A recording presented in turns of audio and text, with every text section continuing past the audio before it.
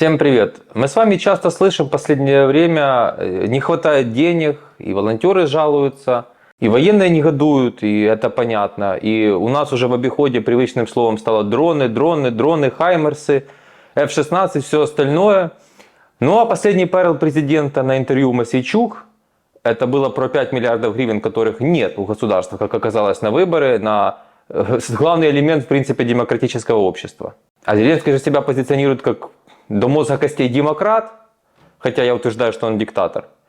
Сегодня видео будет о цифрах, с цифрами, но очень понятным языком. Я вам обещал это видео, и кто не видел, посмотрите вот главное видео про министерство, которое я предлагаю закрывать. А сегодня я уже с цифрами буду вам обосновывать свою точку зрения, почему я считаю, что госаппарат должен быть сокращен в 10 раз. Значит, смотрите, что у нас есть. У нас есть расходы по 2023 году, но здесь в общем, взагалі по загалям, детализированный я не нашел и на 2023 год, но я нашел детализированный за предыдущий год. Там сейчас остались все те же статьи расходов, просто в каких-то из них уменьшились цифры. Но я хочу вам показать абсурдность вообще существования некоторых структур. Поехали на этот год. Значит, государственный бюджет, общегосударственные функции тратится 136 миллиардов гривен. Охрана окружающей среды тратится 2 миллиарда гривен. И на образование 29 миллиардов гривен. Я хочу сказать, что из этих общегосударственных функций, куда уходит 136 миллиардов, реально можно было уложиться запросто в 100 миллиардов. Охрана окружающей среды 2 миллиарда гривен закладывают люди, зная, что уже идет война на 2023 год. Какая может быть охрана окружающей среды? Знаете, куда уходят эти деньги? Есть министерство, еще разные структуры, туда каждый день приходят люди на работу, делают вид, что работают, государство им за это платит или делает вид, что платит. Все это с наших расходов. Образование 29 миллиардов гривен. При том, что, понятно, большая часть будет учиться онлайн, но я знаю также, что все ректоры киевских вузов, да и по всей Украине, это очень богатые люди. Очень богатые люди. Но при этом в этих универах чаще всего нищета. Про школы я вообще молчу. Всегда есть сборы на ремонты. Директора себя тоже, как правило, неплохо чувствуют. Но государство умудряется даже сейчас тратить такие деньги. А теперь переходим к детализации. Да, суммы будут завышены, потому что это прошлый год, сейчас они там посокращали. Но повторяю, сам факт существования. Первое и самое удручающее. Министерство экологии и природных ресурсов. Государство тратит 6 миллиардов гривен в прошлом году. Ну пусть в этом 4. Повторяю, данные не нашел. Пусть в этом 4. 4 миллиарда. А давайте я дам вам для понимания, сколько стоит самый востребованный дрон Mavic 3 и Хаймерс. Хаймерс стоит 133 миллиона гривен. Один дрон Mavic 3 100 тысяч гривен в среднем. А теперь подумайте, а я вам называю Министерство экологии и природных ресурсов, 6 миллиардов гривен было. Повторяю, пусть сейчас 4. Сколько всего можно было купить? Дальше идем. Министерство аграрной политики. 6 900 тратили в прошлом году, опять же, пусть 5 или 4 в этом году. А зачем нужно это министерство? Наши фермеры одни из лучших в мире, они прекрасно знают, как что выращивать. Им для этого министерство не нужно. Министерство – это коррупция, это люди, которые приходят на работу, делают вид, что они с очень важным делом заняты. Нет, это все нужно сократить и забыть об этом. И с войной, повторяюсь, и без войны. Дальше идем. Министерство инфраструктуры тоже 6 миллиардов 800 тратили. Что это вообще за бред? Дальше. Министерство молодежи и спорта. Об этом я могу вообще говорить, моя профессиональная тема, очень долго. Сейчас на этот год вроде бы тоже около 5 миллиардов гривен. Опять же, пусть даже 4. Пусть даже 4. Какое может быть спорт во время войны? И без войны государство не должно его финансировать. Тем более во время войны. И я сейчас, когда все эти цифрами этими закончу, я расскажу вам, к чему я веду. Министерство информационной политики, это абсурд, тратилось 10 миллиардов гривен. Вы вообще вдумайтесь в эту цифру? 10 миллиардов гривен на Министерство информационной политики. Но самый шедевр в этом – Государственное космическое агентство. Тогда 1 300 000 000, по моим данным сейчас миллиард. Мы в космос летаем? Мы составляем конкуренцию Илону Маску? Нет, это какие-то непонятные люди, которые делают видимость, что Украина может что-то сделать с космосом. Мы ничего не можем построить. И государство ничего не сможет построить. И наукой государство заниматься не может. Это абсурд. Это позор. СБУ 15 миллиардов гривен. Правда, куча агентуры, сданы территории, сдано все на свете. Глава СБУ вообще, как мы видим, видимо, по всей видимости, государственную измену совершил, при этом он прекрасно себя чувствует, корочка адвоката вчера рассказывал, ФОП открыл, в аренду сдавать недвижимость. Все хорошо, люди стреляются, сотрудники СБУ. По моему мнению, это не служба безопасности Украины, а служба опасности Украины. Но это только мое мнение, там есть много нормальных людей, но в целом структура больше вреда, чем пользы приносит, на мой взгляд. Национальной академии 14,5 миллиардов гривен. Ну я повторяю, пусть сейчас 10 миллиардов гривен мы на это тратим. Там все эти ректоры и вся руководство, они все миллионеры и не на зарплате. А вот с этих денег закупки и прочее, прочее. Ну и дальше, прочие государственные агентства, комитеты, комиссии и службы 20 миллиардов гривен. У меня такое впечатление, друзья, что это не страна, которая воюет и до войны самая нищая коррумпированная страна Европы, что это какое-то мощное европейское государство типа Италии. Для чего это вообще надо все?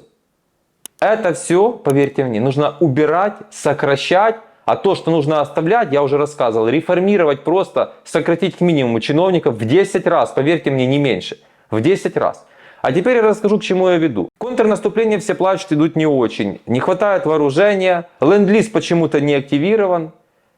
Президент хвастается, что Укроборонпром, оказывается, великолепно все строит и продолжает нам обещать государственное регулирование, и государство будет сильное. Это все понятно. У меня такое ощущение, что они хотят, когда контрнаступление окажется не очень удачным, просто-напросто спихнуть все на Залужного и сказать, надо Залужного, наверное, менять. Наверное, Сырского захотят поставить. Но вот где зарыты деньги и в вибори, і головне, на першому місці в армію. Потому что по податки повинні платити всі, каже президент, а куда эти податки идут, мы с вами увидели. Они сели, они решили, они создали видимость бурной деятельности, и это не началось не при Зеленском, я ничего не хочу сказать. Это существовало всю историю Украины. Но это же молодой парень, не из системы, великий реформатор, великий демократ. Он ставил так вопрос, что, ребята, а что вот это и зачем это?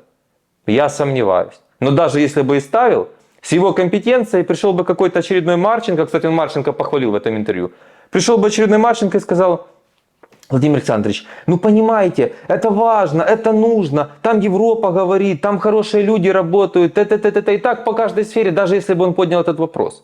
Нет, нужно жестко ставить. Если ты в этом что-то понимаешь, это не нужно. И тем более в воюющей стране это не нужно. И на 22-й год нельзя было это уже делать, потому что тебе ЦРУ и Америка говорила, что будет война. И весь мир кричал, будет война. Но ты даже в прошлом году такие сумасшедшие суммы на это заложил, потратил огромные деньги на дороги, миллиарды долларов потрачено на строительство дорог. Это для чего все делалось? Чтобы сейчас Залужного обвинить? У нас могло быть все. У нас могло быть все. Но у нас нет ничего. И пока государство будет строить вооружение, этого вооружения не будет тоже никогда. Зеленский может рассказывать какие угодно сказки. Потому что посмотреть его интервью, мы лучше. Потому что у них своя Украина, а для нас совсем другая Украина. Их Украина — это огромные государственные расходы, контроль, податки повинні платити всі, инвесторы стоят в очередь. Конечно, BlackRock, сын Баффета приехал через кабинет и решили. Это совсем другое. Это конгломераты, которые будут уничтожать Украину, а не помогать ей. А вот кто будет помогать, это малый и средний бизнес, это внутренний инвестор. И это реальные инвесторы за рубежа. То есть реальные корпорации. Автомобилестроение, IT, вообще все что угодно. Тут не надо выбирать, я просто примеры вам привел. Торговые сети. Это совсем другое. И для такого условий он не создает. Государственный ВПК равно провал всегда. И сейчас, судя по всему, все идет к провалу контрнаступления. Они могут потом обыграть как угодно. И уже риторику меняют, что Крым, может быть, не надо забирать военным путем. Но когда я это сказал в прошлом году, и до сих пор какие-то уродки выпускают видео. Предатель, посмотрите, агент России и все остальное. Но я это сказал раньше Зеленского, пока он с Подоляком вас кормил сказками. Этому будет посвящено мое следующее видео. Но мне просто неприятно, потому что кто-то погибает, и ему не хватает вооружения и всего остального. И реально, мне кажется, что они потом обвинят Залужного. Но за вот эти деньги можете взять калькулятор, посчитать, сколько можно хаймерсов, дронов. Понимаете, сотни тысяч дронов. Это уже серьезное оружие. А нам Федоров рассказывает уже 1,5 года про какую-то армию дронов. Уже самого Федорова поймали за одно место. И это все может очень большим скандалом закончиться и сорвать планы президента, сделать Федорова фронтирующим лицом новой партии, новой политической силы. В общем, друзья, теперь вы видели с цифрами, что с этим президентом вряд ли можно будет каким-то приемлемым образом закончить войну. Выборы нужны срочно, президентские и парламентские. Выборы нужны обязательно.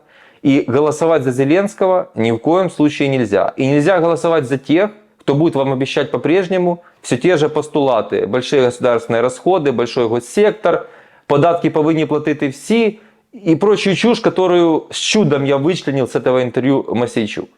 Такое государство обречено. Я расскажу вам подробно, уже рассказал про Сальвадор, про Аргентину, расскажу вам про США, что обещают кандидаты в президенты, которые набирают ход. Я расскажу вам, что даже в Польше уже зародилось такое движение и такая партия, которая тоже против всего этого. В мире прорастает правильное движение, антилевацкое. Все умные поняли, что пора сокращать государственные расходы, пора чиновников госаппарат отодвинуть и сказать им до свидания. И оно будет развиваться. И мы должны быть следующими. Вот к чему я вас призываю. Подпишитесь на канал, лайк, колокольчик и обязательно, это очень важно, ваше мнение в комментариях. Спасибо, ждите следующее видео, тоже будет очень интересно. Пока.